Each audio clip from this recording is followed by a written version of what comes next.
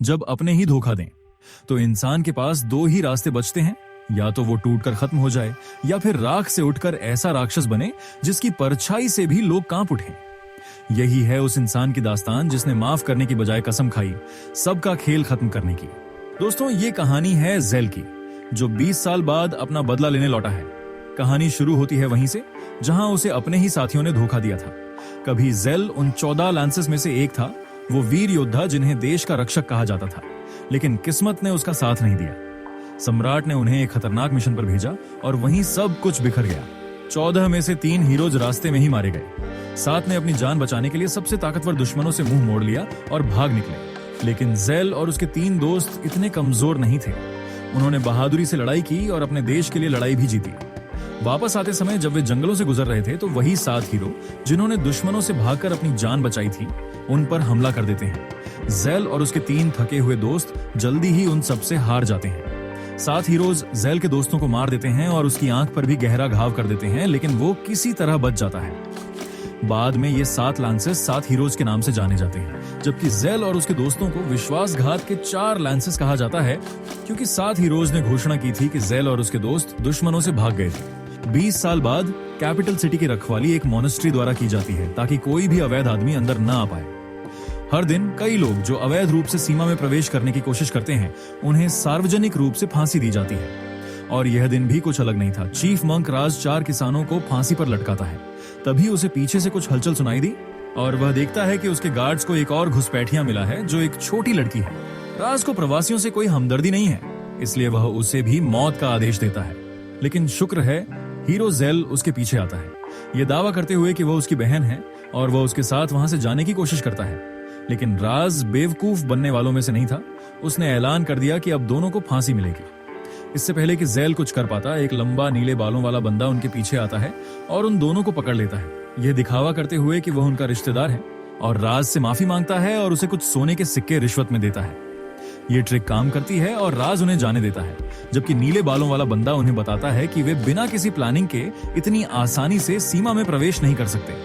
वो बताता है कि उसने खुद तस्करों को ढेरों पैसे दिए हैं और सब प्लानिंग से किया है, इसलिए बेवजह मुसीबत मत खड़ी करो। फिर वो लड़की पीपी से पूछता है कि आखिर क्यों वो इतनी जान लगा रही है। पीपी उदासी से जवाब देती है, उसके गांव में अब कुछ बचा ही नहीं, सब बर्बाद हो गया है। अचानक ज़ेल को कदमों की आहट सुनाई देती है। वो तुरंत पीपी को पकड़कर नीचे बहती नदी में फेंक देता है ताकि वो सुरक्षित रहे, और नीले बालों वाले बंदे को हथियार निकालने को कहता है। तभी पीछे से गार्ड्स आ घेरते हैं और ज्यादा पैसे मांगते हैं। ज़ेल समझ जाता है कि ये मठ असल में एक धोखा है, सिर्फ अमीर दान देने वालों को ही अंदर घुसने दिया जाता है। जल्दी ही एक गार्ड हमला करने का फैसला करता है, लेकिन बिना किसी देरी के ज़ेल अपनी तलवार से उसे एक ही वार से 2 हिस्सों में काट देता है।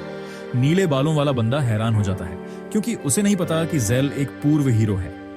जैसे ही और गार्ड्स उस पर हमला करते हैं, ज़ेल उन सबको आसानी से मार देता है। एक बार जब गार्ड्स मर जाते हैं तो वह उन सभी को नीचे स्ट्रीम में फेंक देता है।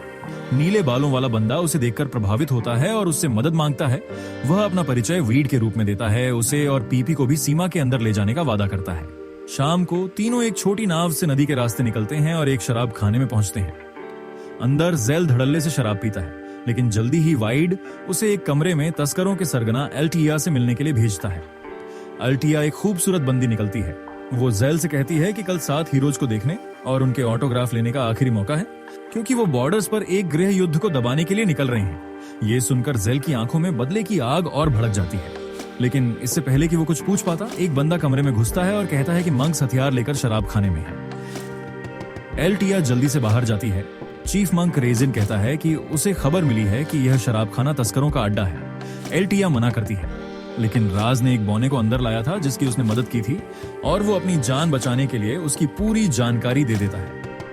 तभी एक गार्ड उसका सर उड़ा देता है सीधा पवेलियन से बाहर। एक बड़ी लड़ाई शुरू हो जाती है, क्योंकि मंक्स हर किसी पर हमला करते हैं, जबकि राज किसी तरह पीपी को पकड़ लेता है और उसे सबके लिए एक उदाहरण बनाने की कसम खाता है। वाइड मंक्स के माध्यम से अपना रास्ता बनाने की कोशिश करता है, इससे पहले कि राज पीपी को चोट पहुंचा पाता। ज़ेल बालकनी से आता है और एक विशाल नाव की रस्सियों को काट देता है जो उन पर गिरती है। कुछ मंक्स मर जाते हैं और इस प्रक्रिया में पीपी भी बच जाती है। ज़ेल आगे हमला करने बढ़ता है। राज उस पर चिल्लाता है कि मंक्स को चुनौती देना 7 हीरोज को चुनौती देने के बराबर है, लेकिन ज़ेल हीरोज का कोई फैन नहीं है। वो कहता है, मेरे लिए तो ये बोनस है। एक और वार में मंक को मार देता है।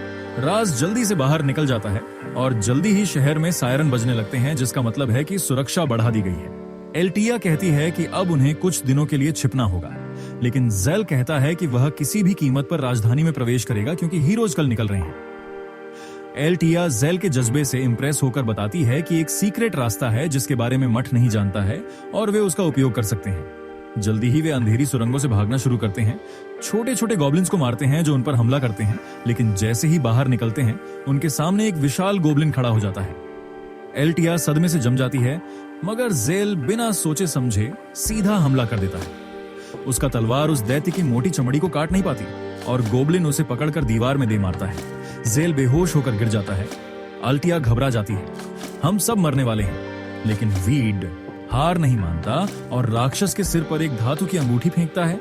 उसे पीछे हटाते हुए वह अंगूठी का उपयोग राक्षस को गिराने के लिए करता है। जैसे ही राक्षस जमीन पर गिरता है, वीड भागने का रास्ता खोजने लगता है, लेकिन जल्दी ही विशाल गॉब्लिन दूसरे राउंड के लिए अपने पैरों पर वापस आ जाता है। वाइड फिर से राक्षस के सिर पर अपनी अंगूठी शूट करता है, जिससे उसकी कठोर त्वचा में दरार आ जाती है। लेकिन इस बार उसकी किस्मत खराब हो जाती है क्योंकि राक्षस रस्सी पकड़ लेता है और उसे एक दीवार में फेंक देता है, जिससे वह जमीन पर गिर जाता है। अल्टिया पीपी की जान तो बचा लेती है, लेकिन अब वह बिना किसी भागने के रास्ते के फंस जाती है।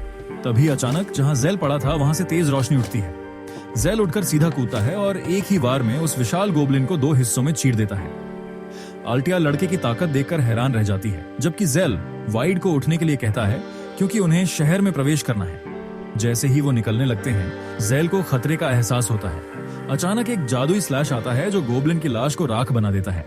जेल हैरान है और ऊपर की चट्टान पर राज नजर आता है और उसके साथ खड़ा है एक लंबा आदमी जिसके पास एक शापित तलवार है।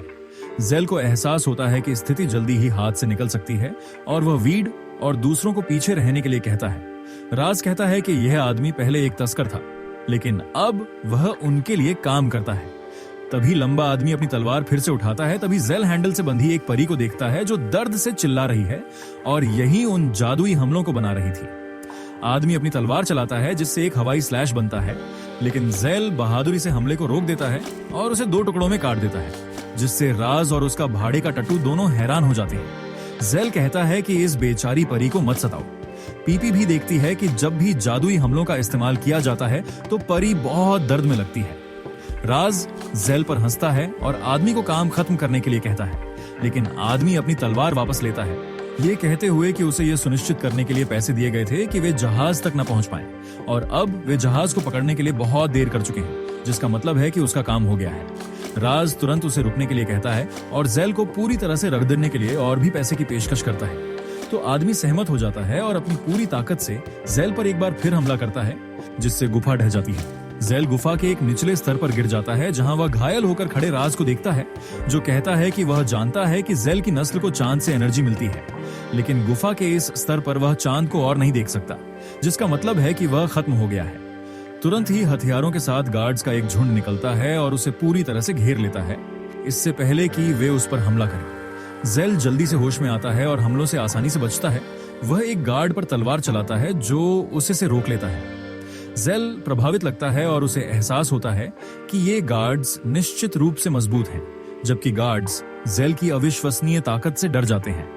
राज उन्हें फिर से हमला करने के लिए कहता है, लेकिन इस बार जेल जल्दी से हमलों से बचता है और उनके आगे आ जाता है, जिससे राज को भागने के लिए मजबूर होना पड़ता है। जेल उसका पीछा करता है जबकि गार्ड्स उसके पीछे आते हैं, लेकिन इससे पहले कि वे हमला कर पाते, जेल अपनी तलवार को जमीन में डाल देता है, जिससे उसके आसपास का एरिया एक बैंगनी आग से जलने लगता है, जो तुरंत सभी गार्ड्स को पिघली हुई धातु और जले हुए शरीर के टुकड़ों में बदल देता है। राज पूछता है कि जेल को उस ट्रैप के बारे में कैसे पता चला जिसके बारे में वह भी अनजान था, लेकिन जेल शांति से जवाब देता है कि वह अतीत में इस जगह पर कई बार आ चुका है। वह उसे दरवाजे से फेंक देता है और अंदर चलता है, जहां उसे एक मूर्ति के पास बैठा एक और उच्च पुजारी मिलता है। जेल शांति से उसे बाईपास करता है और मूर्ति के पास जाता है, जबकि पुजारी उस पर चिल्लाता है कि वह पीछे हट जाए, क्योंकि यहाँ तक कि 7 हीरोज को भी यहाँ आने की अनुमति नहीं है, क्योंकि यह इरुगनाहा का विश्राम स्थल है, जो हीरोज का सेवक था जिसने एक जादुई सर्कल बनाकर शहर की रक्षा करने के लिए खुद को बलिदान कर दिया था। जब विश्वासघात के 4 लैंसेस ने राज्य के साथ विश्वासघात किया और 7 हीरोज द्वारा मारे गए, तो ज़ैल उस पर हंसता है, क्योंकि वह एरुगुनाहा की मूर्ति से चुपचाप बात करना शुरू कर देता है, ये कहता कि उसके जैसे महान व्यक्ति को आज हीरोज का सेवक कहा जा रहा है। उसे वह समय याद आता है जब हीरोज अपने आखिरी अभियान पर निकलने वाले थे, लेकिन ज़ैल एरुगुनाहा के साथ भूमिगत गुफाओं में यह सुनिश्चित करने के लिए गया था कि शहर को ठीक से बचाया जाए, जबकि बाकी हीरोज दुश्मन का सामना करने के लिए जंगल में आगे बढ़ गए थे।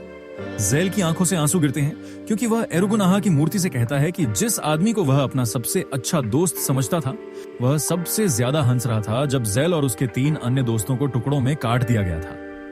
वह चिल्लाया कि उन कमीनों ने बस जीत का सारा श्रेय खुद के लिए लेना चाहा, और यही हुआ, क्योंकि जब वे हीरोज के रूप में राज्य में लौटे तो उनका ग्रैंड वेलकम हुआ और उन्हें वो मनी एंड फेम मिला जिसके वो हकदार नहीं थे। ज़ैल फिर से खड़ा होता है और एक और जादुई सर्कल को सक्रिय करने के लिए अपनी तलवार निकालता है। उच्च पुजारी उसे रुकने के लिए चिल्लाना शुरू करता है और राज को किसी भी कीमत पर लड़के को रोकने के लिए कहता है। उच्च पुजारी ज़ैल पर कुछ छिपे हुए तीर चलाता है, लेकिन वह तेजी से उन तीरों को रोक देता है, फिर जादुई सर्कल को 2 हिस्सों में काटकर इसे पूरी तरह से नष्ट कर देता है। उच्च पुजारी डर से देखता है, क्योंकि पूरा मठ ढहना शुरू हो जाता है और जल्द ही एरुगुनाहा के जादू से बनी पूरी सीमा की दीवार खत्म हो जाती है। कैपिटल सिटी के द्वार हर किसी के लिए खुल जाते हैं। इससे तुरंत एक दंगा शुरू हो जाता है। राज अभी भी जिंदा मलबे से बाहर निकलते हुए मिलता है। राज तभी अपने सामने जादुई तलवार वाले लंबे आदमी को पाता है और उसे अपनी रक्षा के लिए जो कुछ भी चाहिए वह देने की पेशकश करता है, लेकिन वह आदमी पेशकश को ठुकरा देता है और दूर चला जाता है। गुस्साई भीड़ को भ्रष्ट पुजारी पर छोड़ देता है। ज़ैल धीरे धीरे सुरंगों से बाहर निकलता है, दुख से एरुगुनाहा को याद करता है और 7 हीरोज को मारने की कसम खाता है। वहीं दूसरी तरफ वाइड आखिरी जहाज से भागने वाले मठ के गार्ड्स का पता लगाता है और उन्हें रोकता है। ज़ैल खुद एक ड्रैगन प्रकार का पोकेमॉन चुराता है और जहाज के साथ शहर में उड़ता है। इस बीच शहर के अंदर अमीर लोग ढाती हुई सीमा को देखकर दहशत में कांप उठते हैं, लेकिन सैनिक उन्हें शांत कराते हुए कहते हैं कि 7 हीरोज अभी भी शहर में मौजूद हैं और चाहे कुछ भी हो वे उनकी रक्षा करेंगे। इधर ज़ैल सीधा हीरोज की ओर बढ़ता है, लेकिन अपने गुस्से पर काबू न रख पाने की वजह से भारी गलती कर बैठता है। उसकी इस जल्दबाजी का नतीजा यह निकलता है कि राज्य के तीरंदाज उसके ड्रैगन को बड़ी आसानी से मार गिराते हैं। ज़ैल ने अपने छोटे गुस्से वाले दिमाग से सोचा भी नहीं था कि ऐसा हो सकता है, और उसका ड्रैगन लड़खड़ाकर नीचे जमीन पर गिर पड़ता है, चारों ओर सैनिकों और आम लोगों से घिरा हुआ। लेकिन ज़ैल इससे डरा या टूटा नहीं। सबकी हैरानी के बीच वह गिरे हुए ड्रैगन के गड्ढे से बाहर निकलता है और नजरें शहर के प्रवेश द्वार की ओर जमाता है, जहां 7 हीरोज में से एक ग्लेन अपने गार्ड्स के साथ बाहर आता दिखता है। ज़ैल वो टाइम याद आता है जब उसके दोस्तों को उन्होंने मारा था। गुस्से और दर्द से अंधा होकर बिना एक पल गंवाए वह तलवार खींचता है और सीधे ग्लेन का सिर उड़ाने के लिए वार करता है, लेकिन उसकी हैरानी की कोई सीमा नहीं रहती जब उसकी तलवार ग्लेन के गले तक पहुंचने से ठीक पहले ही रुक जाती है। उसी क्षण उसे एहसास होता है कि पास खड़े एक गार्ड ने उस पर जादुई खंजर फेंका है, एक ऐसा खंजर जो पूरे शरीर को बर्फ की तरह जमा देता है। दुर्भाग्य से ज़ैल को बहुत ज्यादा लोग घेर लेते हैं और गार्ड जल्दी से उसे अपनी तार वाली हथकड़ियों से बांध देते हैं, जिससे उसकी हरकतों को पूरी तरह से रोक दिया जाता है। वह सांस लेने के लिए संघर्ष करता है। उसकी तलवार जमीन पर गिर जाती है और जल्द ही पूरी जनता उसके खून के लिए चिल्लाना शुरू कर देती है। ग्लेन से लड़के को मारने की भीख मांगती है, क्योंकि उसने महान हीरोज में से एक के खिलाफ अपना हथियार उठाने की हिम्मत की। ग्लेन धीरे धीरे फंसे हुए ज़ैल की तरफ बढ़ता है। ज़ैल ने सोचा कि उसका बदला लेने का मिशन शुरू होने से पहले ही खत्म हो गया है, तो ग्लेन उसे हैरान कर देता है। वह जनता की तरफ मुड़ता है और कहता कि वह शहर के बाहर सीमावर्ती इलाकों का एक छोटा बच्चा है और शायद उसने बहुत कठिन जीवन का सामना किया है, इसलिए वह इस गलती के लिए उसे माफ कर देता है। भीड़ चुप हो जाती है। अगले ही पल पूरा मैदान जयकारों से गूंज उठता है। Glenn, Glenn, Glenn! लोग उस दयालु संत के लिए पागल हो जाते हैं जो इतना महान है कि अपने कातिल को भी माफ कर दे। ज़ैल वहीं खड़ा रह जाता है। उसके भीतर कुछ टूट कर बिखर जाता है। उसे याद आता है वो दिन, उसके दोस्तों की चीखें, उनका बेरहमी से कत्ल और उसका खुद का मौत के मुंह से बच निकलना। और अब जिन लोगों ने उसकी दुनिया छीन ली थी वही आज इस देश के रक्षक कहलाते हैं। वही लोग जनता की नजरों में नायक, संत और देवता हैं। ग्लेन और उसके साथियों ने न सिर्फ उसे और उसके दोस्तों को मिटा दिया, बल्कि इस पूरी दुनिया को भी अपनी झूठी महानता से कैद कर लिया है। वह बारिश में पूरी तरह से अकेला खड़ा है और भारी मन से जंगल में चलने लगता है। तभी अचानक एक बंदी ड्रैगन पर नीचे आती है, उसे उठाती है और आसमान में उड़ जाती है। ज़ैल खुद को अपने भाग्य के हवाले कर देता है। डेनी एक अजीब सी दिखने वाली तलवार निकालती है और उसे मारने ही वाली थी जब वाइड अपने एयरशिप से उसे पीछे से टक्कर मारता है। दुर्भाग्य से एयरशिप बोइंग द्वारा बनाई गई थी इसलिए यह तुरंत दुर्घटनाग्रस्त हो गई, लेकिन यह कुछ समय के लिए ज़ेल की जान बचाने के लिए काफी था। डैनी एक बार फिर उठती है और अपनी तलवार निकालती है। वह गुस्से में टूटे हुए ज़ेल की तरफ बढ़ती है, लेकिन इससे पहले कि डैनी उस आदमी पर वार कर पाती, पीपी अचानक बीच में आ खड़ी होती है और उसे रोकते हुए कहती है कि उसे अकेला छोड़ दो। डैनी गुस्से में भड़क उठती है और चिल्लाकर कहती है, अगर जिंदा रहना चाहती हो तो हट जाओ मेरे रास्ते से। लेकिन पीपी अपनी जगह से हिलती तक नहीं। तभी पूरी तरह पागलपन में डूबी डैनी अपनी तलवार उस छोटी बच्ची पर चला देती है। तलवार उसकी जान लगभग ले ही लेती है और पीपी जमीन पर गिर जाती है। जैसे ही डैनी उसे खत्म करने वाली होती है, पीछे से वीड जी उसकी तरफ देखकर कहता है, राजकुमारी। एक पल के लिए सब रुक जाता है। असल में डैनी कोई साधारण सैनिक नहीं, बल्कि उसी कबीले की राजकुमारी थी जो अपने भाई की मौत का बदला लेने के लिए सैनिक के वेश में आई थी। वह गुस्से में वाइड पर चिल्लाती है कि दूर हट जाओ, क्योंकि इस सफेद बालों वाले शख्स ने उसके भाई की जान ली थी। वाइड यह सुनकर हैरान रह जाता है और उसी बीच डैनी फिर से पीपी को ढाल बनाकर ज़ेल पर हमला करने की कोशिश करती है। लेकिन ठीक उसी वक्त ट्रांस जैसी हालत में ज़ेल खड़ा हो जाता है और पीपी को बचा लेता है, इवन दो उसकी अपनी टांग में खंजर धंस जाता है। इससे पहले कि डैनी कोई जवाब दे पाती, ज़ेल खंजर निकालकर उसके चेहरे के करीब आ जाता है। वह उसके हेलमेट को तोड़ता है और ब्लेड उसके गले पर रख देता है। डैनी हक्की बक्की रह जाती है और डर के मारे खुद पर काबू नहीं रख पाती। हार कर वह जमीन पर गिर पड़ती है, जबकि ज़ेल भी बेहोश होकर नीचे ढह जाता है। वेड सबको संभालते हुए पास के एक छोटे से शरणार्थी शिविर में ले जाता है ताकि ज़ेल का इलाज हो सके, लेकिन डैनी अब भी गुस्से में है। वह दावा करती है कि ज़ेल ने उसके भाई क्राट, जो उनके कबीले का नेता था, को मार डाला और इसलिए ज़ेल को मरना ही होगा। लेकिन वीड उसे रोकता है। वह कहता है कि क्राट उसका भी नेता था और वह जानता है कि क्राट नहीं चाहेगा कि उसकी मौत का बदला बेवजह खून खराबे से लिया जाए। ज़ेल ये सब सुन लेता है। वह उठकर अपनी तलवार उसकी ओर फेंकता है और कहता है कि अगर इतना ही गुस्सा है तो आकर उसे मार दो। लेकिन उसी वक्त वाइड उसे एक जोरदार मुक्का मारता है और कहता है कि वह खुद को संभाले, क्योंकि इतनी आसानी से वह अपने मिशन से पीछे नहीं हट सकता।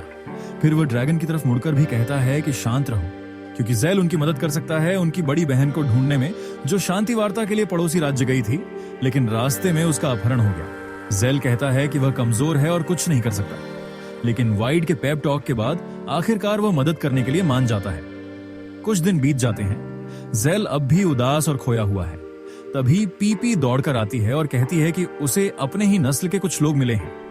वह उनके साथ रहकर एक नया गांव बसाना चाहती है, लेकिन उससे पहले कि ज़ेल कुछ कह पाए, वह अचानक तलवार पकड़ लेता है, क्योंकि उसे एक अजीब और शक्तिशाली उपस्थिति महसूस होती है। पीपी उसे शांत करती है और कहती है कि यह तो बस सेंचुरियन है, एक अच्छा इंसान जो उसकी मदद कर रहा है। तभी शोर सुनकर वीड तंबू से बाहर आता है और जैसे ही वह उस गंजे आदमी को देखता है, उसकी आंखें चौड़ी हो जाती हैं। उसे याद आता है कि यही वही आदमी था जिसने उनकी कबीले की राजकुमारी का अपहरण किया था। गुस्से में वीड अपनी अंगूठी उस आदमी की तरफ फेंकता है। वह आदमी उसे पकड़ लेता है और कहता है कि वह समझदार और ईमानदार है, ऐसा काम कभी नहीं कर सकता।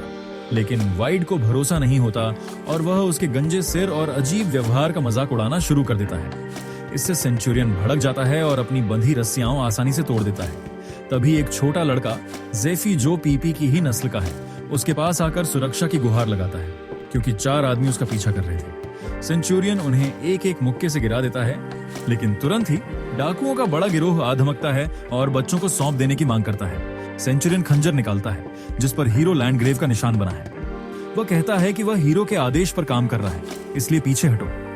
लेकिन डाकू नेता आगे आता है और कहता है कि वह भी उसी हीरो के गुप्त आदेश पर मिशन कर रहा है। वह खंजर दिखाता है, जो सेंचुरियन के खंजर से बड़ा है। सेंचुरियन असमंजस में पड़ जाता है।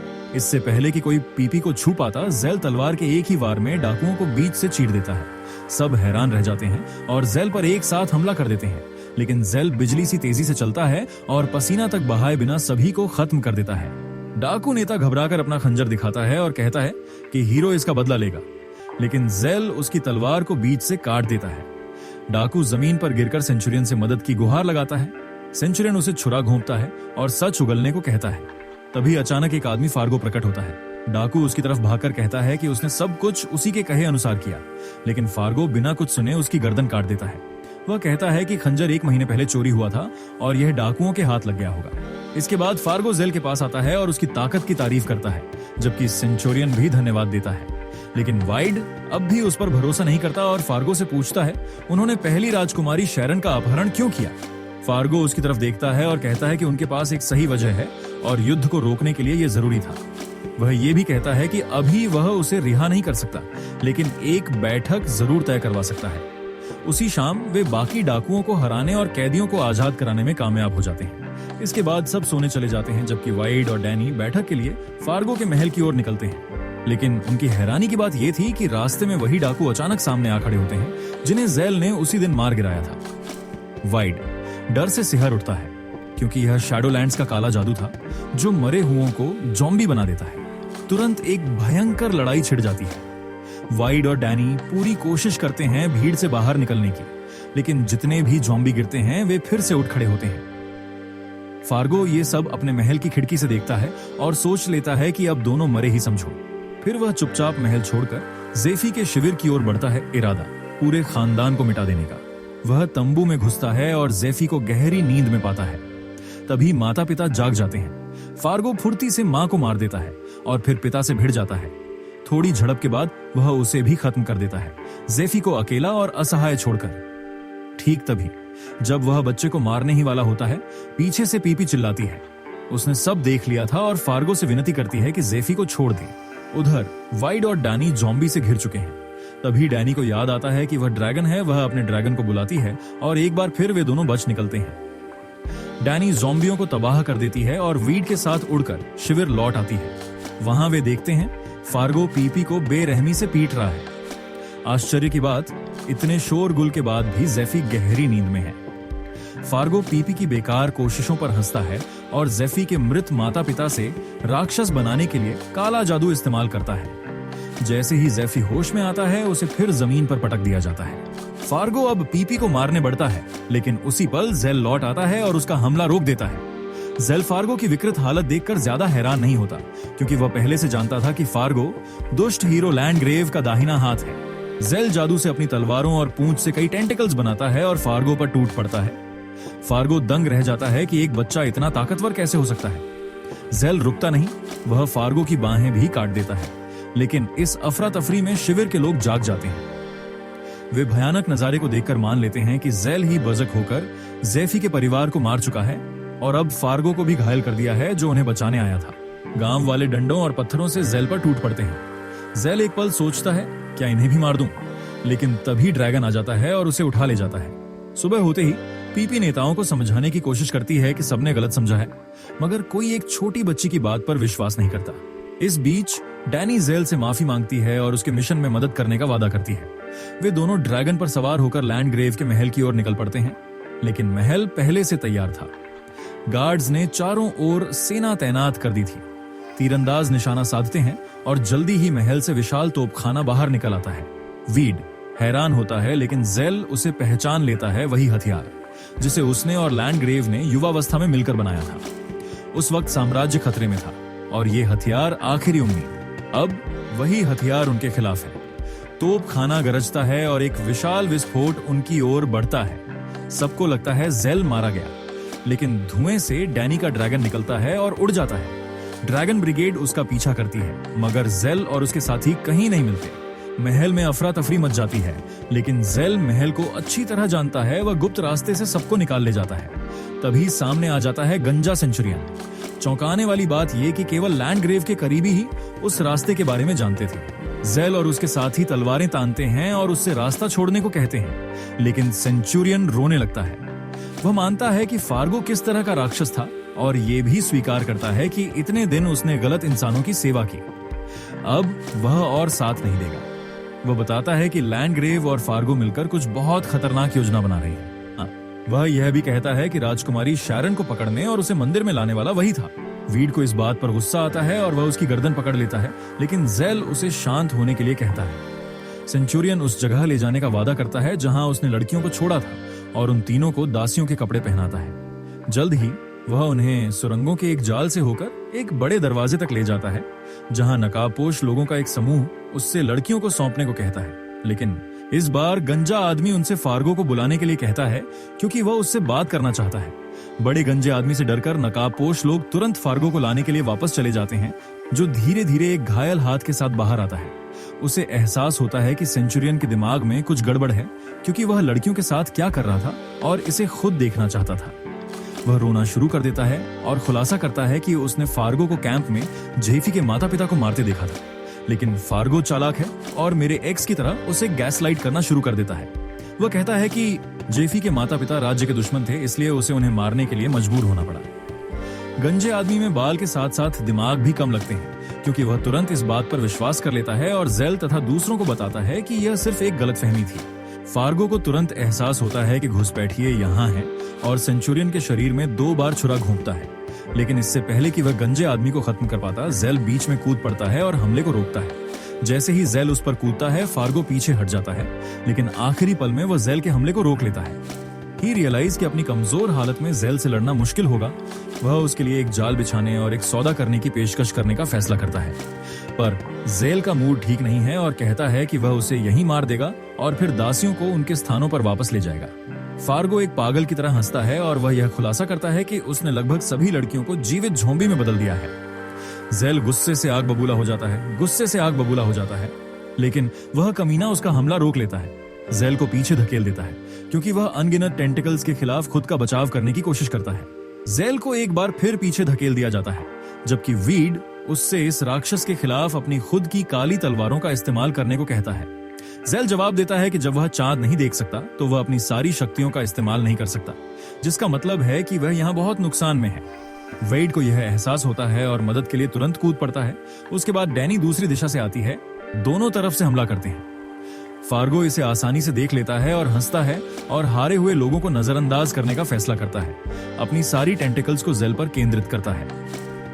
शुक्र है जेल एक बार फिर हमलों से बचने में कामयाब हो जाता है, लेकिन फार्गो एक रास्ता ढूंढ लेता है और जेल को निहत्था कर देता है, इससे पहले कि वह उसके हाथ में छुरा घोंपे। फार्गो काम खत्म करने ही वाला होता है जब सेंचुरियन लैंडग्रेव क्रेस्ट के साथ विशेष खंजर जेल की ओर फेंकता है। वह इसे आसानी से पकड़ लेता है। वह खंजर निकालता है और राक्षस की तरफ कूदता है, उसके सिर में वार कर उसकी कहानी यहाँ खत्म कर देता है।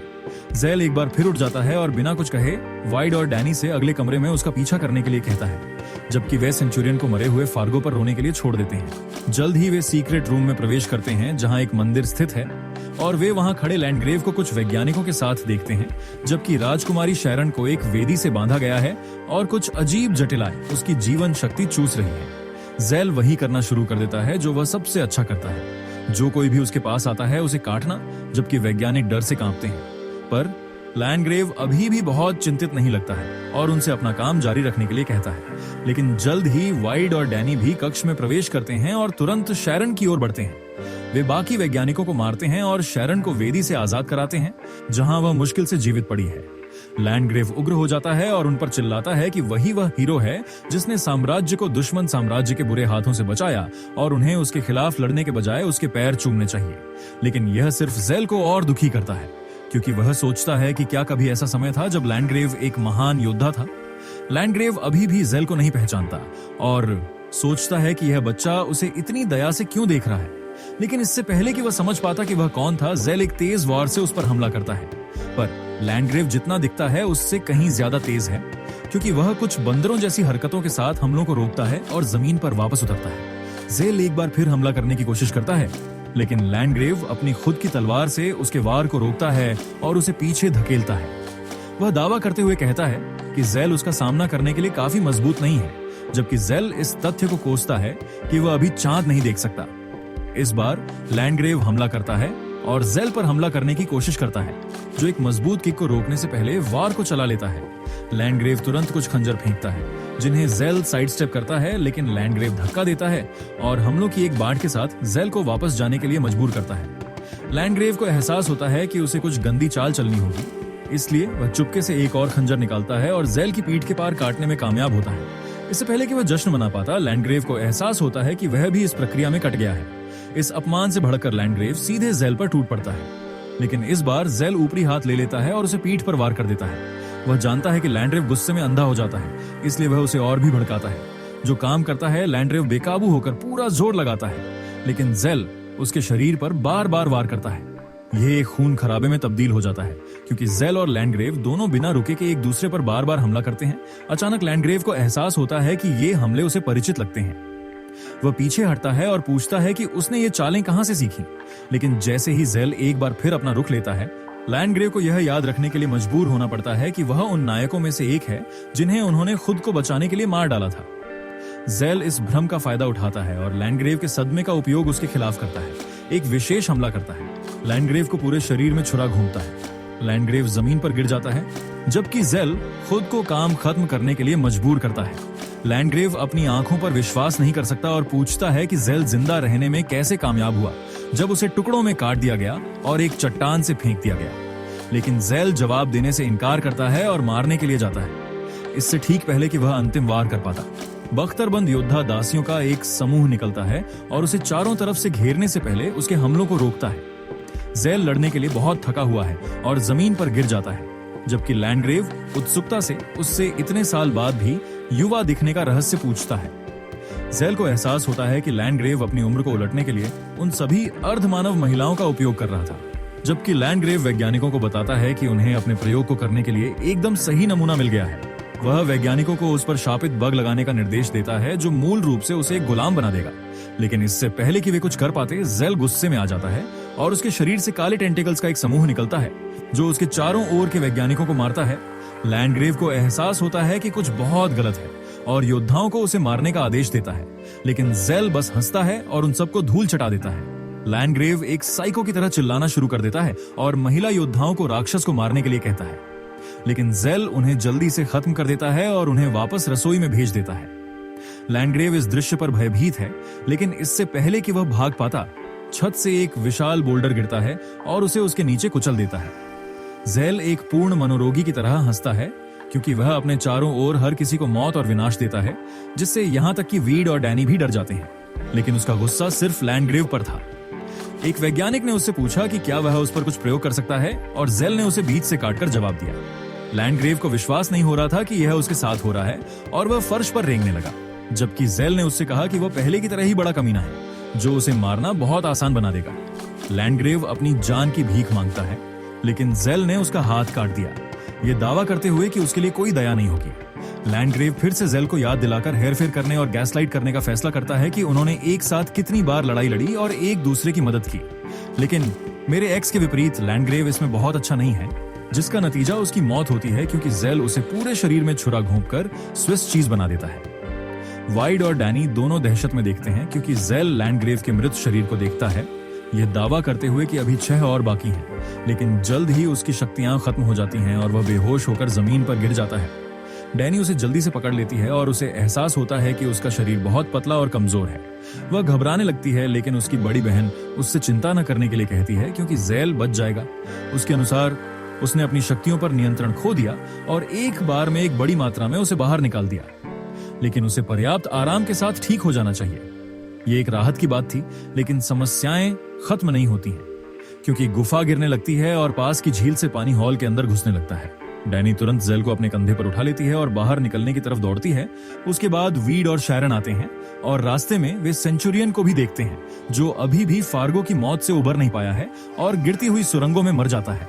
किसी तरह वाइड और डैनी जटिल गुफा प्रणाली के माध्यम से अपना रास्ता बनाते हैं और अपने ड्रैगन को ढूंढते हैं, इससे पहले कि वे जितनी दूर हो सके उतनी दूर भागने के लिए फिर से आसमान में उड़ जाते हैं। गार्ड ड्रैगन को आसमान में उड़ते हुए देखते हैं, जो उन्हें भ्रमित करता है और वे जल्दी से लैंडग्रेव के लिए महल की तलाश शुरू कर देते हैं, जो ज़ेल और उसके दल को पहाड़ों में गायब होने के लिए पर्याप्त समय देता है। उसके बाद कुछ दिन बीत जाते हैं और सैनिक अभी भी मलबे में लैंडग्रेव को ढूंढने में असमर्थ हैं। उच्च अधिकारियों के लिए एक बैठक निर्धारित की जाती है, जहां यह आधिकारिक तौर पर घोषित किया जाता है कि लैंडग्रेव मर चुका है और उसका अंतिम संस्कार शहर में ही होगा। पूरा शहर शोक में डूब जाता है क्योंकि लैंडग्रेव का जुलूस एक शानदार तरीके से सड़कों के माध्यम से निकाला जाता है, जबकि आम लोग फूल फेंकते हैं और उसके लिए रोते हैं। पी और एलिया ये सब किनारे से देखते हैं, नवीनतम घटनाक्रम को नहीं जानते हैं, लेकिन जब उन्हें एहसास होता है कि लैंडग्रेव मर चुका है तो वे राहत की सांस लेते हैं, ये उम्मीद करते हुए कि इसका मतलब है कि ज़ेल और अन्य लोग जीवित और ठीक हैं। एक मंक के रूप में तैयार वीड उन्हें गली में ढूंढता है और उन्हें ठिकाने पर वापस ले जाता है जहां ज़ेल ठीक हो रहा है। ठिकाना पहाड़ पर जंगल के अंदर एक गुफा में है, जहां वे ज़ेल, डैनी और शैरन को आराम करते हुए पाते हैं। पीपी अपनी आंखों में आंसू लिए ज़ेल पर कूदती है और पूछती है कि वह इतना छोटा क्यों दिख रहा है। ज़ेल खुद नहीं जानता कि क्या हुआ है, लेकिन वादा करता है कि वह जल्द ही सामान्य हो जाएगा। अगली सुबह वह उन्हें एक पवित्र जगह पर ले जाता है, जहां उसने साल पहले अपने साथी सैनिकों और नायकों के साथ मुश्किलों के खिलाफ लड़ाई लड़ी थी, लेकिन उसे धोखा दिया गया था। अचानक वह लैंडग्रेव के अंतिम संस्कार के जुलूस को सुनता है, जो इसी जगह पर आ रहा है, जो उसे डर और गुस्से से भर देता है, क्योंकि यह जगह उसके लिए पवित्र है और अब बर्बाद होने वाली है। लेकिन वह खुद को नियंत्रित करता है और पीछे हट जाता है, जबकि सैनिक उन गद्दारों से बदला लेने की कसम खाते हैं जिन्होंने उनके हीरो को मार डाला। वह अपने दल को वापस देखता है और उनसे कहता है कि उन्हें अब उसे छोड़ देना चाहिए, क्योंकि वह पूरे राज्य का दुश्मन है जिसे अपने जीवन के हर एक दिन शिकार किया जाएगा। लेकिन फिर भी वह रुकने वाला नहीं है और बाकी बचे 6 हीरोज को मार देगा। उस रात सबकी नींद बड़ी बेचैन रहती है, क्योंकि वे सोचते हैं कि आगे क्या करें। एल्टिया, डैनी और पीपी, ये तीनों चाहे अच्छा हो या बुरा, ज़ेल के साथ रहने का फैसला करते हैं। वहीं दूसरी ओर वाइड वापस जाने का निश्चय करता है, ताकि शैरन को सुरक्षित जगह ले जाकर उसकी रक्षा कर सके। पूरा राज्य हाई अलर्ट पर लगता है, क्योंकि राजा ने बाकी बचे 6 नायकों की एक बैठक बुलाई और उन्हें लैंडग्रेव को मारने वाले इस हीरो किलर पर नजर रखने के लिए कहा। नायकों में से एक, जिसका नाम बैरिस्टर है, थोड़ा ज्यादा घबरा जाता है, क्योंकि उसे एहसास होता है कि उसका क्षेत्र लैंडग्रेव के बहुत करीब है और गद्दार शायद अगली बार उसके इलाके में घुसेंगे। वह तुरंत सुरक्षा खड़ी कर देता है और गद्दारों को ढूंढने के लिए एक ऑल आउट मैनहंट का आदेश देता है। लेकिन लैंडग्रेव के सैनिक के विपरीत, ये सैनिक बेरहम डाकू हैं जो ज़ेल को ढूंढने का नाटक करते हुए इस मैनहंट का उपयोग इलाके में गांवों को लूटने के बहाने के रूप में करते हैं।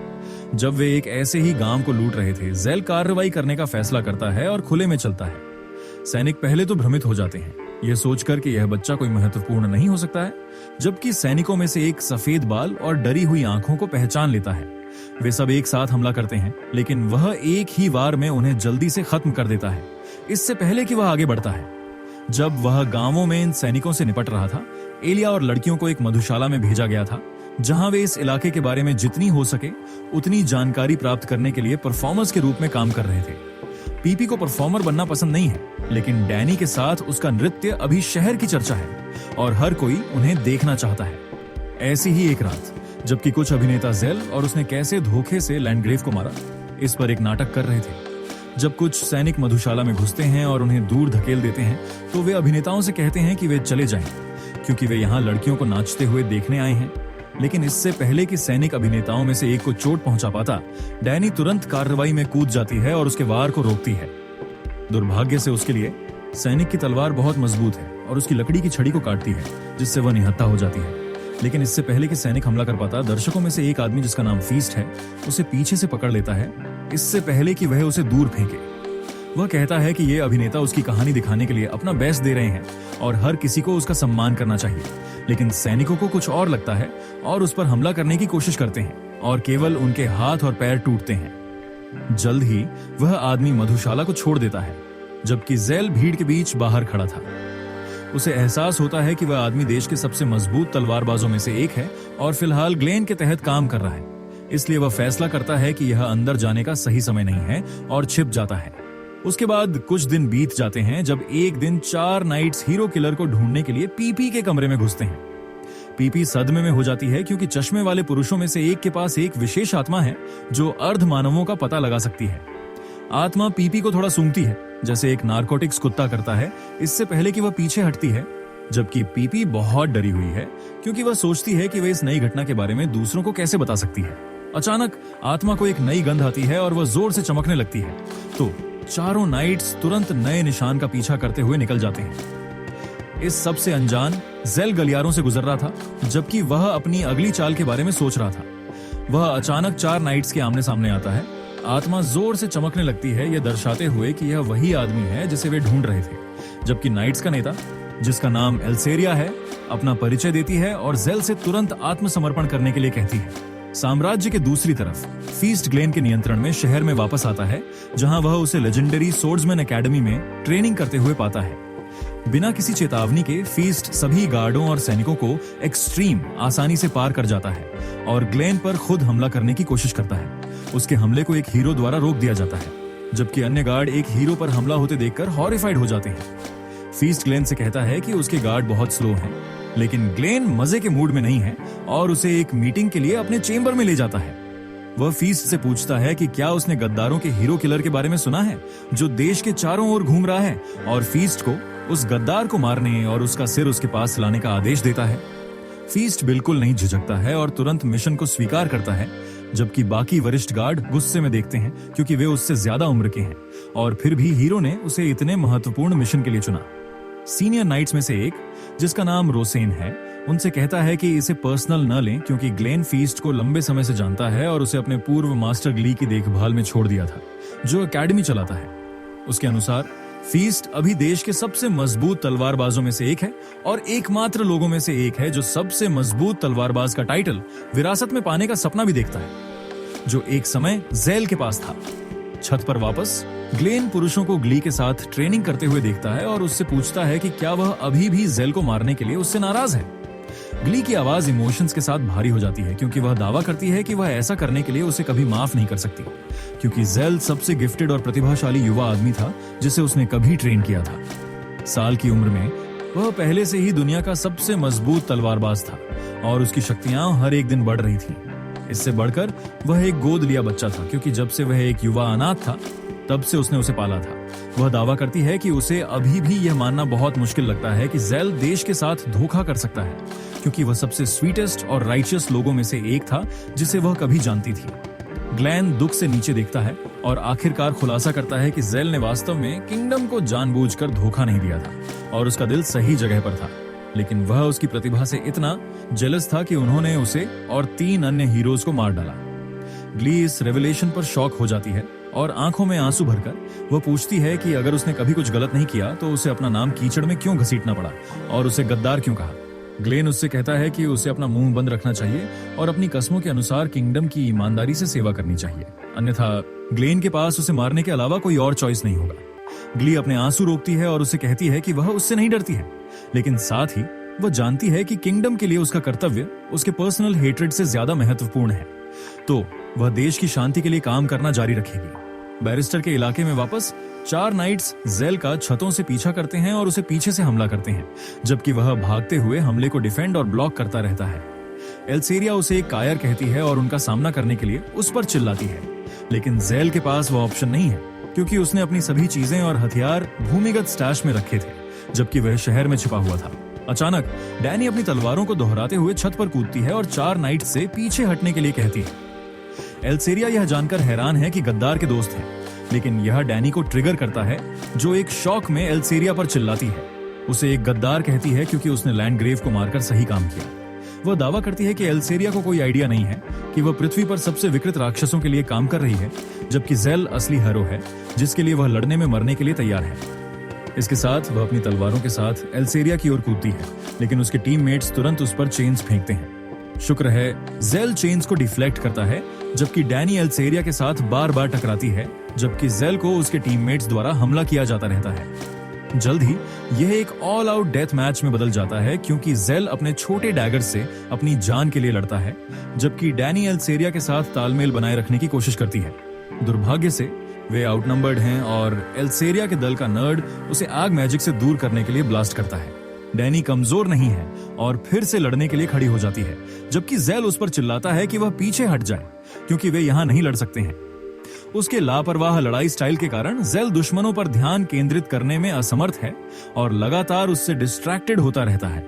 दुश्मन इसका फायदा उठाते हैं और उनमें से एक उस पर एक चाकू फेंकता है, जिससे वह पीठ में घायल हो जाती है। डैनी दर्द में जमीन पर गिर जाती है, लेकिन शुक्र है कि ज़ेल उसे पकड़ लेता है और नीचे इंतजार कर रही नाव में कूदता है। एल्टिया तुरंत रोइंग शुरू कर देती है और किसी तरह वे 4 नाइट्स को अपने ठिकाने में इवेड करने में कामयाब होते हैं। एल्टिया और पीपी डैनी का इलाज करना शुरू करते हैं, जो अपनी चोटों के कारण फीवरिश हो जाती है, जबकि ज़ेल गुस्से में कहता है कि वह ऐसे इमेच्योर फाइटर के साथ नहीं लड़ सकता है। वह एल्टिया से कहता है कि उसे इस जगह को छोड़ने की जरूरत है, क्योंकि नर्ड के पास एक आत्मा है जो उसे आसानी से ट्रैक कर सकती है। तो देर रात वह अंडरग्राउंड टनल्स के माध्यम से अपना रास्ता बनाता है और बाहर जाने से पहले अपने गियर को पकड़ लेता है, जबकि वह सोचता है कि अगर सब कुछ ठीक होता तो वह अपनी टीचर ग्ली के साथ नए सोर्ड्समैन को पढ़ा सकता था और उनकी डैनी एक महान सोर्ड्समैन बन सकती थी, क्योंकि उसमें बहुत रॉ टैलेंट है। उसके विचार 4 नाइट्स द्वारा टूट जाते हैं, जो उसके बाहर आने का इंतजार कर रहे हैं और उसे चारों तरफ से घेर लेते हैं। लड़ाई शुरू हो जाती है और चारों नाइट्स तुरंत उस पर चारों तरफ से हमला करना शुरू कर देते हैं। उसे एक पल के लिए भी आराम नहीं करने देते हैं, लेकिन ज़ेल उन्हें आउटपेस करना जारी रखता है, क्योंकि वह उनके डिफेंस के बीच गैप्स ढूंढता है और एल्सेरिया के खिलाफ एक स्लैश करने में भी कामयाब होता है, केवल उसके आर्मर पर। नाइट्स में से एक सोचता है कि क्या वे इस आदमी को हरा पाएंगे, लेकिन दूसरा उसे रियश्योर करता है कि बैटल लगभग खत्म हो गई है, क्योंकि नर्ड ने आखिरकार इस इलाके के चारों ओर एक बैरियर बना दिया है जो जेल को स्लो और थका हुआ बना देगा, इससे पहले कि वह उसे सुलाए। जेल तुरंत इफेक्ट्स को महसूस करना शुरू कर देता है, क्योंकि वह फर्श पर गिर जाता है, थक जाता है। यह समझने में असमर्थ है कि उसके शरीर के साथ क्या हो रहा है, जबकि एल्सेरिया धीरे धीरे उसकी तरफ चलती है, यह दावा करते हुए कि उसे चिंता करने की जरूरत नहीं है, क्योंकि जब वह उसका सिर काट देगी तो उसे कुछ भी महसूस नहीं होगा। वह अपनी तलवार उठाती है और उसे नीचे लाती है, लेकिन उसकी हैरानी के लिए जेल के पास अभी भी अपने हाथों से उसके हमले को ब्लॉक करने के लिए पर्याप्त ताकत है। अचानक उनके चारों ओर का बैरियर गिर जाता है और जेल को तुरंत अपनी एनर्जी वापस मिल जाती है और वे पीछे हटने से पहले उसके हमले से बचता है। वह चारों ओर देखता है और केवल एक घायल डैनी को उसकी ओर चलते हुए पाता है, जिसमें तावीजों का एक फटा हुआ टुकड़ा है जिसने बैरियर को तोड़ दिया। डैनी तुरंत बैटल में शामिल हो जाती है, जहां उस पर नाइट्स में से एक द्वारा हमला किया जाता है, लेकिन वह डैगर को ब्लॉक करती है और बहादुरी से जेल के अलावा खड़ी होती है। लड़ाई फिर से शुरू हो जाती है, क्योंकि एल्सेरिया जेल पर हमला करती है, जो उसके हमलों को ब्लॉक और डॉज करता है, क्योंकि उसे एहसास होता है कि वह अभी भी पूरी तरह से ठीक नहीं हुआ है। वह डैनी की तरफ देखता है, क्योंकि उसे उसकी मदद की जरूरत पड़ सकती है, लेकिन उसकी हैरानी के लिए डैनी ने अपनी गलती से सीखा है और इस बार बहुत अधिक सावधानी से लड़ रही है। वे फिर से रीग्रुप होते हैं और सब कुछ ठीक चल रहा लगता है, जब अचानक उनके पीछे की दीवारें एक्सप्लोड होती हैं और डैनी बुरी तरह से घायल हो जाती है। जेल उतना ही भ्रमित है जितना कि 4 नाइट्स, जब वे आसमान से फायरी एरोज की बारिश होते देखते हैं, क्योंकि आम लोग सुरक्षा के लिए भागते हैं। एल्सेरिया तुरंत महसूस करती है कि यह बैरिस्टर का काम है, जो इतना पैरानॉइड है कि उसने अपने वुड बी असैसिन को ढूंढने के लिए इस शहर को जमीन तक लेवलिंग करने का फैसला किया है। शुक्र है यह छोटा डिस्ट्रैक्शन जेल को पर्याप्त समय देता है कि वह डैनी के साथ सेफ्टी के लिए सीन से भाग जाता है। वह डैनी को उसकी जांच करने के लिए फर्श पर लिटाता है और उसे एहसास होता है कि उसकी कंडीशन बहुत खराब है। उसकी कई हड्डियां टूट गई हैं और यहां तक कि उसकी पल्स भी बहुत फेंट है। उसकी आंखों से आंसू बहते हैं, क्योंकि वह जेल को देखती है और पूछती है कि क्या उसने अच्छा किया। जेल तुरंत उसका हाथ पकड़ता है और उसे रिलैक्स करने के लिए कहता है, क्योंकि उसने अमेजिंग काम किया और उसे उस पर बहुत गर्व है। यह उसे कुछ सॉलेस देता है, लेकिन उसकी चोटें बहुत गंभीर हैं और जल्द ही वह जिंदा रहने के लिए स्ट्रगल करने लगती है।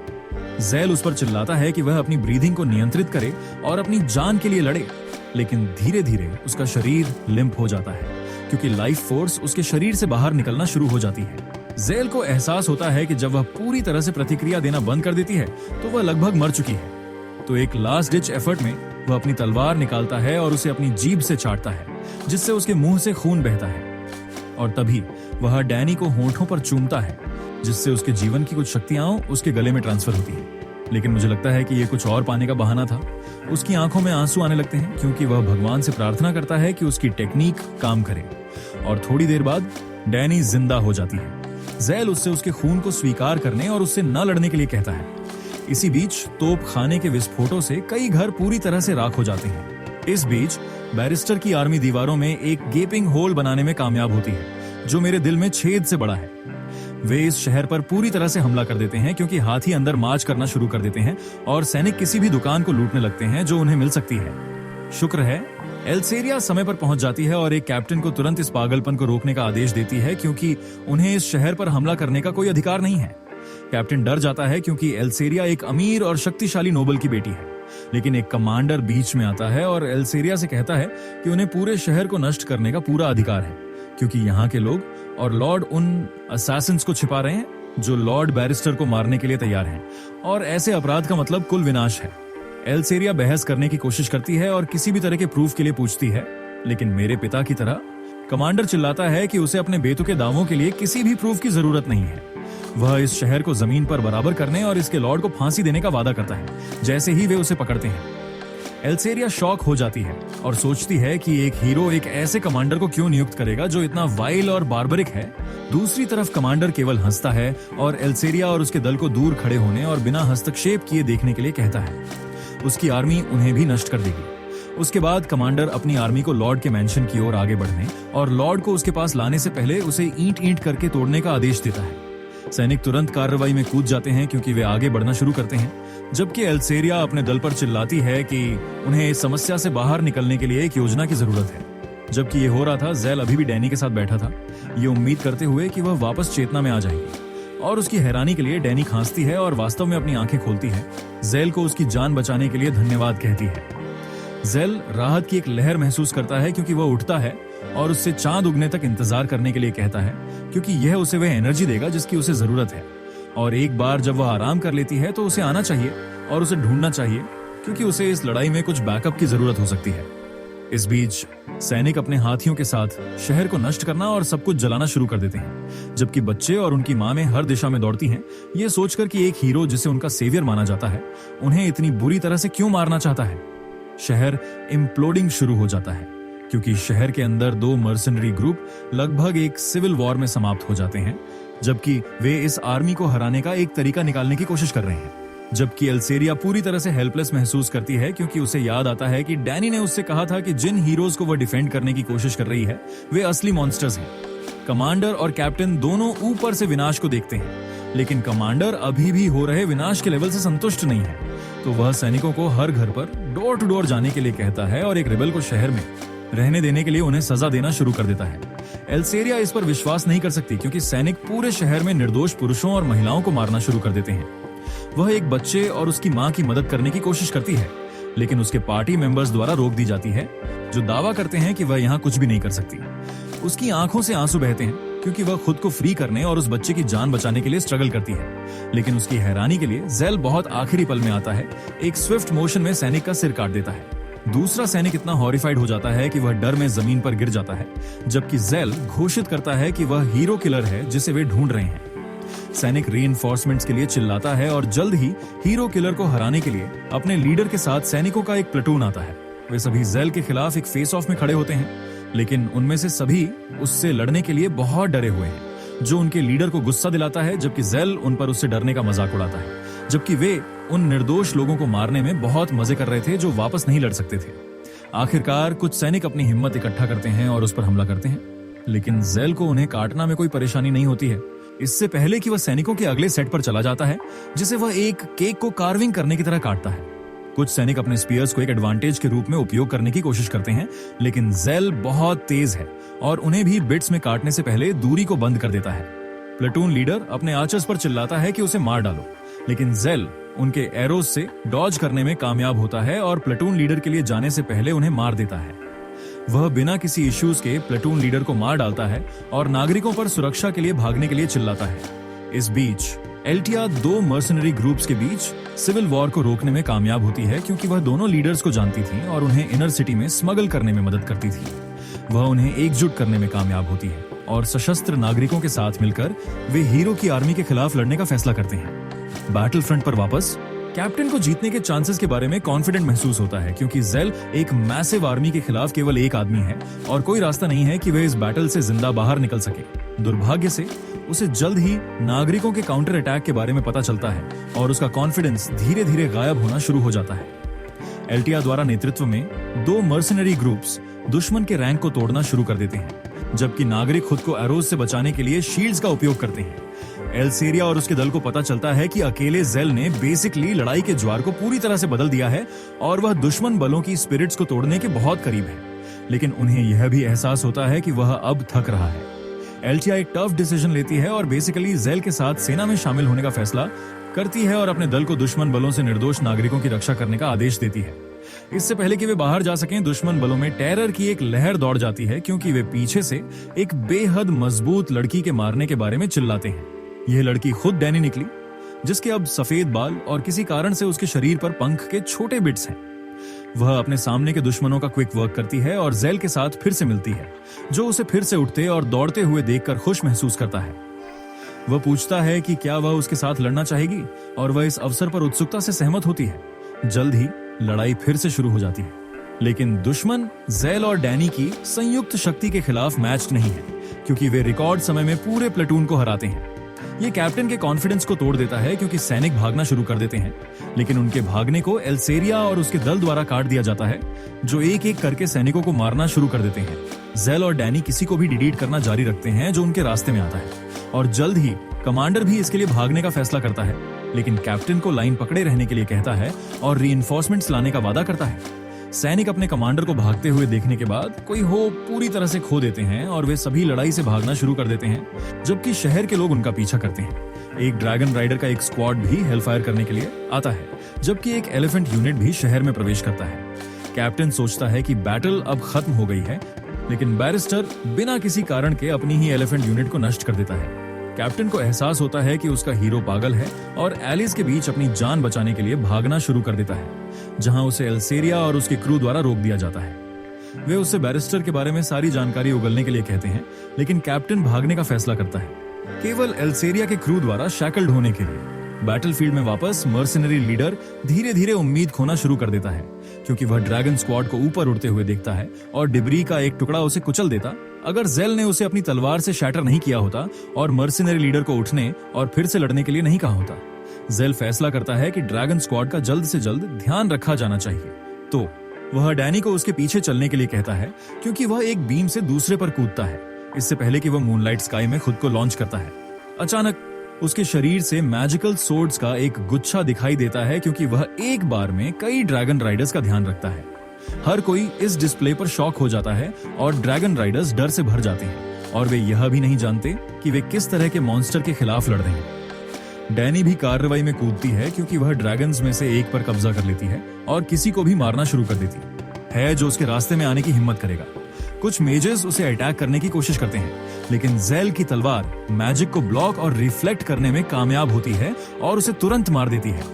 जेल क्लॉक टावर्स में से एक पर कूदता है, जबकि टाउन के लोग उसे औज में देखते हैं, क्योंकि उन्हें एहसास होता है कि जेल वास्तविक हीरो है जो उन्हें इन मॉन्स्टर से बचा रहा है। कमांडर ड्राइविंग स्क्वाड को हीरो किलर पर अपने सभी हमलों को केंद्रित करने का आदेश देता है, लेकिन इससे पहले कि वे हमला शुरू कर सकें, मर्सनरीज जायंट क्रॉसबोज की मदद से उन्हें स्काई से बाहर निकालना शुरू कर देते हैं, जिसे उन्होंने सीधे गेम ऑफ थ्रोन्स से चुराया था। क्रॉसबोज बहुत इफेक्टिव हैं, क्योंकि वे अधिकांश ड्रैगन्स को गोली मार देते हैं, एक ग्रेट एडवांटेज प्राप्त करते हैं, जबकि मर्सनरी लीडर जेल को अपना हीरो होने का दावा करता है।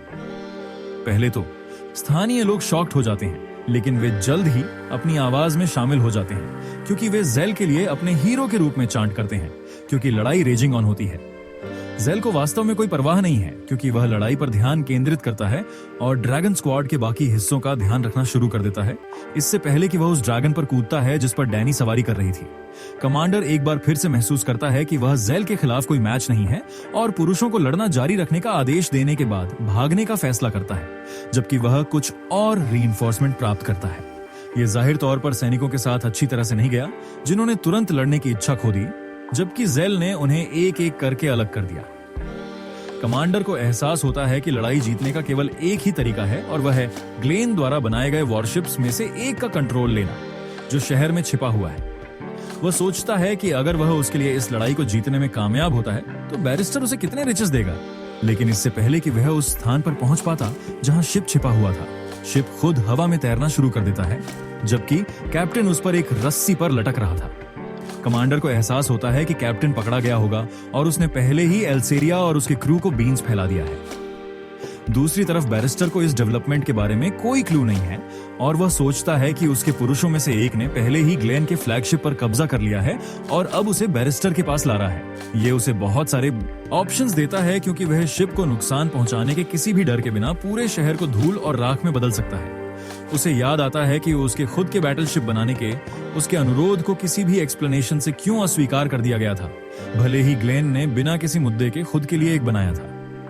इसने बैरिस्टर को वास्तव में प्रभावित किया, जिसने ग्लेन से नफरत करना शुरू कर दिया, क्योंकि वह हमेशा ऐसा व्यवहार करता था जैसे कि वे बराबर नहीं हैं, जबकि वास्तविकता में वे दोनों हीरोज हैं। उसे फॉरेस्ट में उस समय की याद आती है जब 7 हीरोज एक कैंप फायर के चारों ओर हडल्ड थे, क्योंकि वे आश्चर्य करते थे कि 4 हीरोज कभी भी इस लड़ाई से जिंदा कैसे बाहर निकल पाएंगे। ग्लेन को दावा है कि जेल एक ऐसा बंदा है जिसने पहले ही ऐसे असंभव ऑड्स का सामना किया है, लेकिन किसी तरह विक्ट्री के साथ बाहर निकल आया है, और वो भी अपने चेहरे पर एक स्माइल के साथ। अचानक वे सोचते हैं कि वे क्या करेंगे अगर वह वास्तव में इस असंभव लड़ाई को भी जीत लेता है। लैंडग्रेव का दावा है कि जेल एक अच्छा दोस्त है और वह शायद किंग को यह नहीं बताएगा कि बचे हुए हीरोज फॉरेस्ट में छिपे हुए थे, लेकिन ग्लेन इतना श्योर नहीं है और कहता है कि उन्हें बस इन केस तैयार रहने की जरूरत है। जेल इस लड़ाई से भी बाहर निकलने में कामयाब होता है, जब वह इस क्राइसिस से गुजर रहा था, जेल अपने लोगों को लेफ्ट और राइट काट रहा था और अपने फ्लोटिंग कासल की ओर एक बी लाइन बना रहा था। मेज राइडर्स अपनी मैजिक से उसे रोकने की कोशिश करते हैं, लेकिन डैनी उन सभी से डॉज करने में कामयाब होती है, इससे पहले कि जेल उन्हें अपनी मैजिकल सोर्ड से काट दे।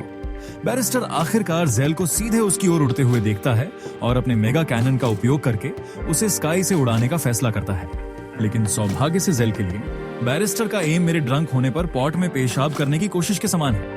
एल्सेरिया को एहसास होता है कि बैरिस्टर ने पूरी तरह से खो दिया है और अपने पार्टी मेंबर से बैटलशिप को आर्म करने के लिए कहती है, क्योंकि वे स्काई से बैरिस्टर के कास्टल को नष्ट करने की कोशिश करने जा रहे हैं। वह अपने क्रू से उन्हें इस सिचुएशन में घसीटने के लिए माफी मांगती है, क्योंकि उसके ऑर्डर्स का पालन करके वे देश के हीरो पर हमला करने जा रहे हैं, जो एक बहुत बड़ा क्राइम है। लेकिन उसका क्रू दावा करता है कि वे एक तरह से या दूसरे से बाहर निकल जाएंगे और यह वह है जिसे डैमेज का खामियाजा भुगतना होगा। से वह मुस्कुराती है, यह दावा करते हुए कि यह रूथलेस टैक्टिक उसके पिता की पोजीशन को निश्चित रूप से थोड़ा नुकसान पहुंचाएगा। लेकिन उसके पिता ने उसे इनजस्टिस के खिलाफ लड़ने के लिए पाला है, जो वह बिल्कुल यही कर रही है। वह उन्हें तुरंत कैनन को आर्म करने का आदेश देती है और एक बार जब सब कुछ तैयार हो जाता है तो वह फायर का आदेश देती है। तुरंत बैटलशिप से एक जायंट सोर्ड निकलता है, जो एक बेहद मजबूत लाइटनिंग अटैक करता है, जो अपने रास्ते में किसी को भी नष्ट कर देता है, जबकि फ्लोटिंग कासल को भी गंभीर रूप से नुकसान पहुंचाता है। बैरिस्टर यह देखकर शॉक हो जाता है कि बैटलशिप उस पर फायर कर रहा है, क्योंकि उसने सोचा था कि उस पर उसका कमांड है, और यह वास्तव में उसे तोड़ देता है, क्योंकि वह रोना शुरू कर देता है और एक काउंटर अटैक का आदेश देता है। कास्टल आर्टिलरी वापसी में एक लाइटनिंग ब्लास्ट फायर करता है, लेकिन शुक्र है बैटलशिप बहुत तेज है और एक कपल इंचेस से हमले से बचने में कामयाब होता है। जब ये हो रहा है, डैनी को अटैक की लाइन से बाहर निकलने में परेशानी हो रही है और वह वरीड है कि वे अगले एक में पकड़े जा सकते हैं। लेकिन जेल उसे दीवारों के करीब रहने और सीधे टावर्स पर जाने के लिए कहता है। डैनी उसके कमांड्स का पालन करती है और वे ऊपरी टावर पर सुरक्षित रूप से पहुंचने में कामयाब होते हैं, जहां बैरिस्टर छिपा हुआ है। हीरो जेल को अपनी खिड़की के ठीक बाहर देखकर शॉक हो जाता है, जबकि वह डैनी से अभी के लिए दूर जाने और बाद में उसके लिए वापस आने के लिए कहता है। उसके बाद एक सेकंड भी स्पेयर किए बिना जेल ड्रैगन से कूद जाता है और खिड़की से तोड़ने के लिए अपनी सोर्ड्स का उपयोग करता है और अपने स्ट्रॉन्ग होल्ड में प्रवेश करता है। बैरिस्टर उस क्षेत्र से भागने में कामयाब होता है और स्टेयर्स के माध्यम से दौड़ना शुरू कर देता है, जबकि वह एक जगह खोजने की कोशिश कर रहा है जहां वह छिप सके और याद रख सके कि जेल हमेशा उसकी मदद करने के लिए वहां था, लेकिन उसने फिर भी उसे कोल्ड ब्लड में मार दिया। इस बीच एल्सेरिया को कोई पता नहीं है कि जेल अभी भी फ्लोटिंग फोर्ट्रेस में है, क्योंकि वह कासल पर एक और अटैक का आदेश देती है, उसे पूरी तरह से हिला देती है। जेल खिड़की से बाहर निकलता है और नोटिस करता है कि कास्टल के सभी ऑक्यूपेंट्स सेफ्टी पॉड्स के माध्यम से इवैक्यूएट कर रहे हैं और वह भागने के लिए एक रन बनाता है। यह तय करता है कि वह बैरिस्टर को भागने नहीं देगा। इस बीच सैनिक आखिरी सेफ्टी पॉड में प्रवेश करने के लिए लड़ना शुरू कर देते हैं। जब बैरिस्टर सीन पर आता है तो उन्हें दूर जाने और उसे अंदर आने देने के लिए कहता है। यह कौन है यह नोटिस किए बिना सैनिक उसे हीरो खुद होने का एहसास होने के बाद भी जमीन पर लात मारते हैं। वे वास्तव में परवाह नहीं करते हैं और उसे अकेले छोड़कर भाग जाते हैं, जबकि एल्सेरिया कासल पर एक और पावरफुल बीम फायर करती है। बीम अधिकांश कासल को नष्ट कर देती है और जब डस्ट बैठती है, बैरिस्टर अपने सामने जेल को खड़े देखता है। अचानक उसका जीवन उसकी आंखों के सामने चमकना शुरू हो जाता है, क्योंकि उसे याद आता है कि उसका परिवार बिजनेसमैन था, लेकिन उसके पास एक बिजनेस के लिए दिमाग नहीं था, लेकिन वह डिसेंटली स्ट्रांग था। तो उसके पिता ने उसे एक सैनिक बनने के लिए कहा। उसे याद आता है कि जब वह सोचता था कि ऑर्क से लड़ते हुए उसका जीवन खो गया था, जेल ने बिना किसी हेजिटेशन के उसकी जान बचाई। बैरिस्टर रोना शुरू कर देता है, क्योंकि उसे एहसास होता है कि जेल वही हीरो है जिसे उसने साल पहले धोखा दिया था। जेल खुद शॉक हो जाता है कि बैरिस्टर ने उसे पहचान लिया, लेकिन इस पॉइंट तक बैरिस्टर गिबरिश में रोते हुए हेल्यूसिनेट करना शुरू कर देता है और जेल को एहसास होता है कि बैरिस्टर मेंटली इंसेन हो गया है। वह उसकी सफरिंग को शॉर्ट करने का फैसला करता है और एक सिंगल स्ट्रोक में उसे काट देता है। एम्पायर के एक और महान हीरो को मार डालता है।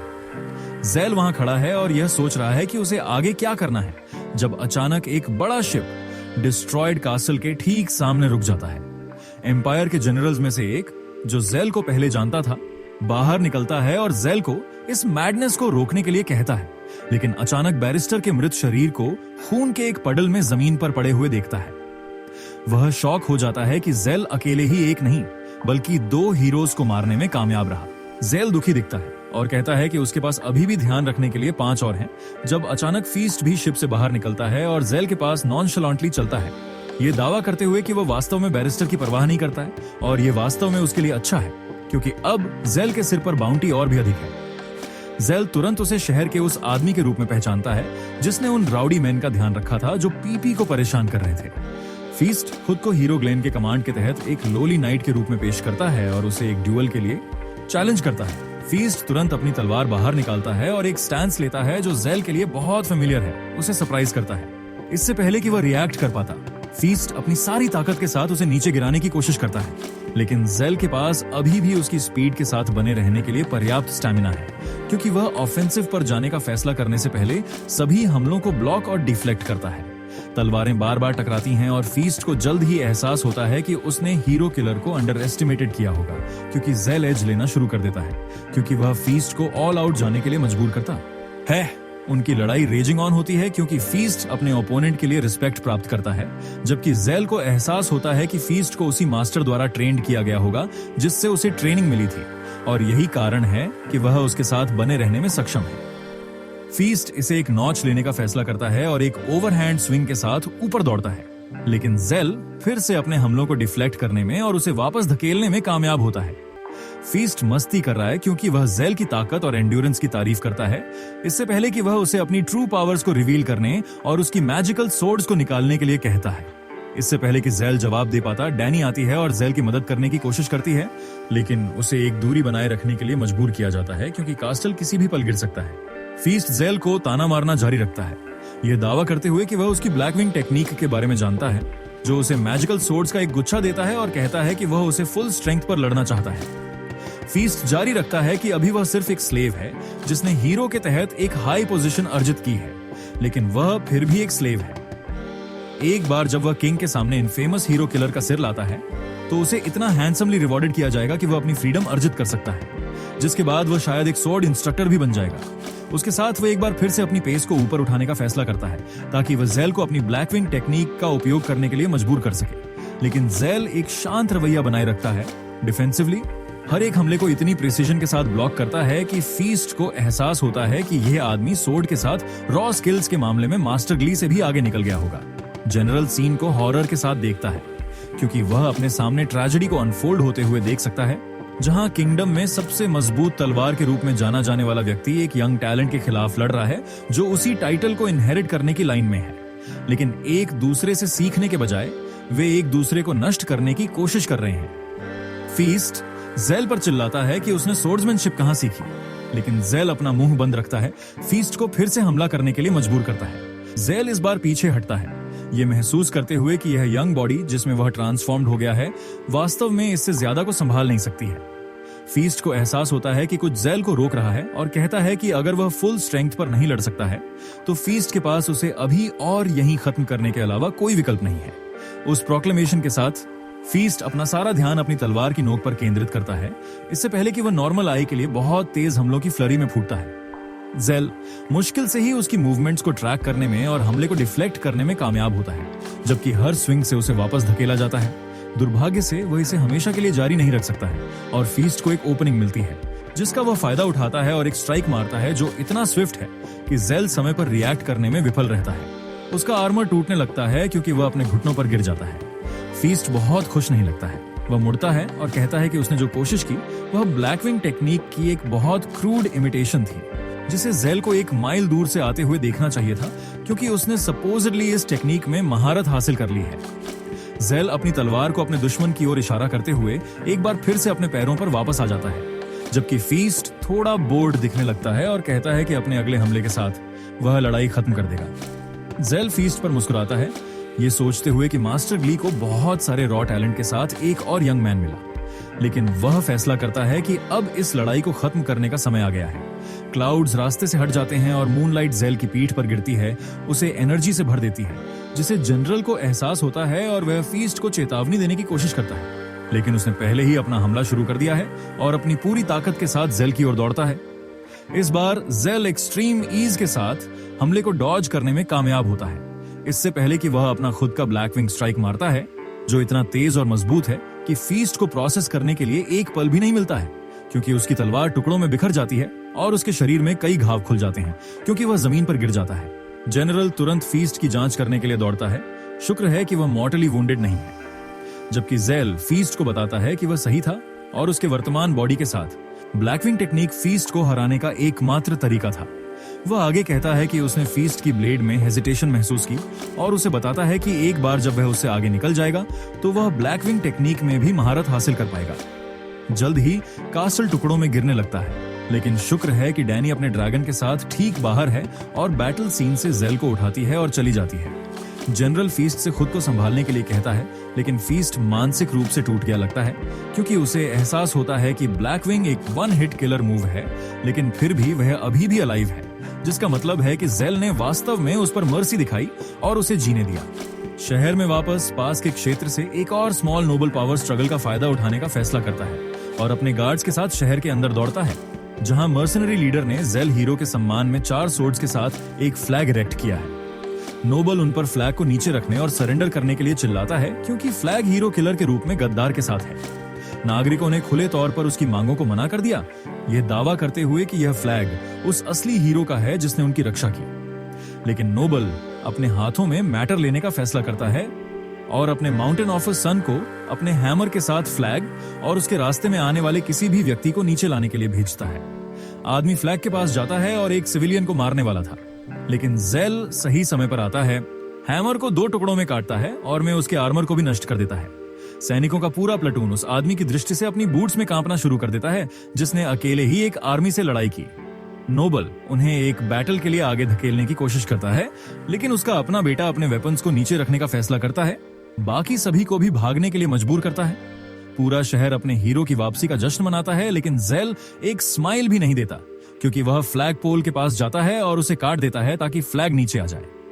वह जानता है कि अगर सैनिक इस फ्लैग को देखते हैं तो वे इस रीजन के नागरिकों को और भी अधिक परेशान करेंगे, और उसके साथ वह एक बार फिर से डैनी के पीछे बैठता है और अपने अगले एडवेंचर की ओर मूनलाइट में चला जाता है। दोस्तों, अगर आपको ये स्टोरी पसंद आई तो लाइक एंड सब्सक्राइब करना ना भूलें। मिलते हैं नेक्स्ट टाइम एक और धमाकेदार एनीमे का साथ।